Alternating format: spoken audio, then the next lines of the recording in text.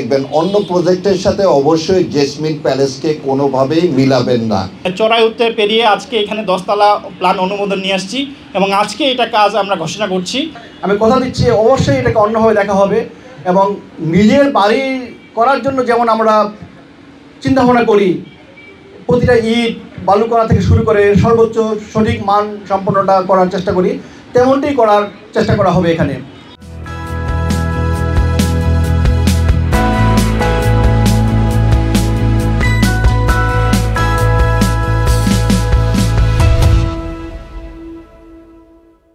উদ্বোধন অনুষ্ঠানে আপনাদেরকে সবাইকে স্বাগত জানাচ্ছি। আমি বাংলাদেশ এয়ারফোর্সের retired officer Softland construction limited মূলত 2016 সালে ভবন বিনির্মাণে যাত্রা শুরু করে। অদ্যাবধি সহ এই পর্যন্ত সফটল্যান্ড কনস্ট্রাকশন লিমিটেড 44টি প্রকল্পের কাজ হাতে নিয়েছে। তোর মধ্যে 10টি প্রকল্পের কাজ ম্যানেজমেন্টের দক্ষ পরিচালনায় অলরেডি হ্যান্ডওভার করা হয়েছে। যে সমস্ত প্রজেক্টের কাজ অলরেডি হ্যান্ডওভার করা হয়েছে তার মধ্যে শাহজাদপুর, মালিবাগ, আফতাবনগর এবং গোরানের প্রজেক্টসমূহ এবং যে সমস্ত প্রজেক্টের কাজ চলমান আছে তার মধ্যে জলশিরির আর্মি অফিসারদের 3টি প্রজেক্টের কাজ সহ অন্যান্য মেনশনেবল যে সমস্ত প্রজেক্টগুলি রয়েছে তার মধ্যে রয়েছে আফতাবনগরের বেশ কিছু প্রজেক্ট, রামপুরা, খিলগাঁও আবাসিক এলাকা, গোরান, বাসাবু, মুগদা, যাত্রাবাড়ি, জোয়ার সাহারা এবং বসুন্ধরা রেসিডেন্সিয়াল। আমার ভাগনা ভাতিজা আছে, ওরা হলো এর ওনার। আমি চাচ্ছি যে ওনার আব্বা আম্মা নাই, আমরা সবার দোয়া চাচ্ছি যাতে এটা তাড়াতাড়ি হয়ে যায়। যা দেরি হয়েছে সেই জন্য আমি ওনাকে ধন্যবাদ জানাচ্ছি সবাইকে, যে আমরা চাচ্ছি যে এটা একটু তাড়াতাড়ি হয় এবং যেহেতু ওরা এতিম বাচ্চা, ওর আব্বা আম্মা নাই, আপনারা সবাই দোয়া করবেন জানি ওরা ভালোভাবে থাকতে পারে এখানে এবং যত দ্রুত সম্ভব এটা জানি হয়ে যায়। সবাইকে ধন্যবাদ। আসসালামু আলাইকুম। সুধীবৃন্দ এবং সফটল্যান্ডের সদস্যবৃন্দ, আজকের এই উদ্বোধনী অনুষ্ঠানের জন্য সফটল্যান্ডকে অনেক অনেক ধন্যবাদ এবং উপস্থিত সুধীবৃন্দ যারা কষ্ট করে আমাদের এই অনুষ্ঠানে উপস্থিত হয়েছেন সকলকে। আজকে সবচেয়ে বেশি মনে পড়তেছে আমাদের রফিক ভাইয়ের কথা, যে রফিক ভাই আমাদের সাথে একসাথে আমরা নামাজ পড়েছি, উঠা বসা করেছি এবং সব সময় বলতো যে আমি যদি এটা ডেভেলপ করি আপনাদেরকে সাথে নিয়ে করব।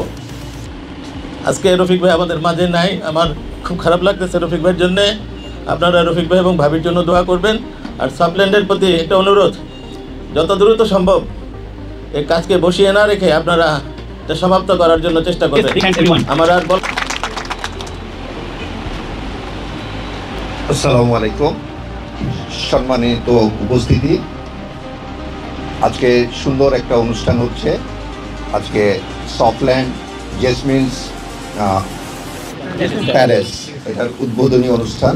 একটু আমাদের আশা থাকবে যে সফটল্যান্ড গ্রুপের সবাই এটাকে একটু অন্যভাবে ভাববেন, যে এই জিনিসটা, এই জমিটা কাদের বা কারা নিয়ে করছেন। আমাদের এটা ভেরি দুর্ভাগ্যজনক যে ভাইয়া এবং ভাবি একই দিনে চলে গেছেন। এই বাচ্চাদের কথা যেন তাদের মাথায় সবসময় থাকে, সেটাকে চিন্তা করে যেন এটাকে প্রায়োরিটি দিয়ে যত তাড়াতাড়ি সম্ভব এই প্রজেক্টটা কমপ্লিট করে আমাদেরকে সুন্দরভাবে হ্যান্ডওভার করে, এটা আমাদের আশা থাকবে। এবং অবশ্যই আমরা সফটল্যান্ডের উত্তরোত্তর উন্নতি আশা করব। অনেকগুলো প্রতিষ্ঠানের সাথে আমি কাজ করি, আমার জানা আছে। কোনোটাই আমি গ্যারান্টি দিয়ে বলতে পারি কোনোটাই ম্যানেজিং ডিরেক্টর এত পরিশ্রমী না। কোনোটা ম্যানেজিং ডিরেক্টর কখনোই প্রজেক্টের এভাবে খোঁজ খবর রাখে না। কোনোটাই ম্যানেজিং ডিরেক্টর অবশ্যই তার প্রজেক্টে ভালোবাসে, কিন্তু তার মতো ভালোবাসে কিনা আমার সন্দেহান।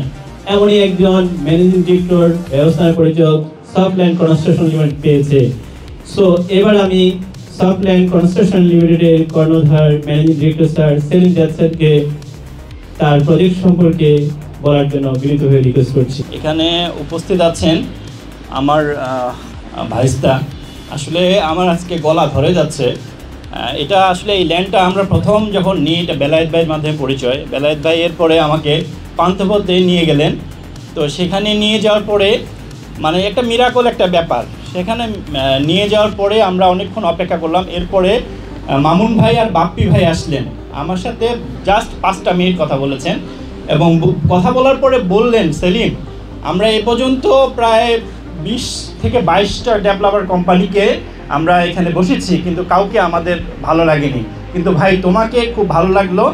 এরপরে ওনারা যে কাজটা করলেন সেটা খুবই মর্মান্তিক, মানে কি বলবো, আমার জন্য এটা একটা মানে কি মিরাকল। এরপরে ছোট ছোট বাচ্চা 2জনকে নিয়ে আসলেন আমার কাছে, বলছে যে এদেরকে চেনো, এরাই হচ্ছে জমির মালিক। আমি বললাম যে ভাই বুঝলাম না ব্যাপারটা। বলছে হ্যাঁ, কিছুদিন আগে এই করোনার মধ্যে আমার ভাই বা জনাব রফিকুল ইসলাম সাহেব এবং তার স্ত্রী মানে মাত্র কয়েক ঘন্টা ব্যবধানে মারা গেছেন। তো আমরা চাচ্ছি, তোমাকে পেয়ে মনে হচ্ছে যে হ্যাঁ তুমি রাইট পারসন, তুমি এই জায়গাটা ডেভেলপ করতে পারবা। তো ভাই আমাদের একটাই কথা, সেটা হচ্ছে তুমি ব্যবসায়িক লোক, তুমি অনেকগুলো প্রজেক্ট করবা, এটাই স্বাভাবিক। হ্যাঁ আমরা দোয়া করি তুমি বেশি বেশি করে প্রজেক্ট করবা, এটাই স্বাভাবিক, কিন্তু এইটা তোমাকে একটু অন্যভাবে দেখতে হবে। তো সেদিন আমি ওনাদেরকে কথা দিয়েছিলাম যে ভাই এই বাচ্চা 3টা আজকে থেকে আমার ভাইস্তা ভাতিজি, আমি সেইভাবে তাদেরকে দেখব। আমি কথা দিয়েছিলাম। রাজুক থেকে 10 তলা একটা বিল্ডিং নিয়ে আসছি, শুধুমাত্র আমার কাছে মনে হচ্ছে শুধুমাত্র এই মানে এটা সম্ভব হয়েছে আমাকে যে ওই প্রথম একটা কথা বলেছিল যে যেভাবে হোক এটা তোমাকে অন্যভাবে দেখতে হবে। আমি জানি না কতটুকু মানে করতে পেরেছি বা কতটুকু করতে পারবো। আমি সবসময় মানে দোয়া চাইবো আপনাদের, আমি যে বিশেষ করে যেন আর ওনাদের যে আমাকে নিয়ে যে স্বপ্ন দেখেছেন এটা বাস্তবায়ন করতে পারি। এরপর আরেকটা ঘটনা বলি। এরপর যখন আমি এই প্রজেক্টে নিতে এখানে আসলাম, এলাকায় সবাই রফিক ভাই বলতে পাগল। রফিক ভাই এমন করে এখানে একজন শ্রমিক থেকে শুরু করে মানে এমন কোনো লোক নাই যে রফিক ভাই কথা বলেনি যে ভাই রাতের অন্ধকারে রাত 12টার দিকে আমাকে 1 কেজি চাল কিনে দিয়েছেন। তো এই সেই ল্যান্ড মালিক, মানে ওনার কথা এখানে পঞ্চমুখ সবাই। তো আমরা মাগফিরাত কামনা করছি এবং মানে শ্রদ্ধার সাথে স্মরণ করছি তাদেরকে, তারা আজকে থাকলে ভালো হইতো খুবই। তো আমি মানে সব মানে চড়াই উঠতে পেরিয়ে আজকে এখানে 10 তলা প্ল্যান অনুমোদন নিয়ে আসছি এবং আজকে এটা কাজ আমরা ঘোষণা করছি। আমরা এই জন্য আপনাদের কাছে দোয়া প্রার্থী। দিন মাগরিবের সময় কাছাকাছি হয়ে গেছে মাওলা। আল্লাহ দোয়া কবুলের সময় আমরা কতিপয় গুনাহগার বান্দা আপনার শাহী দরবারে হাত তুলেছি মাওলা।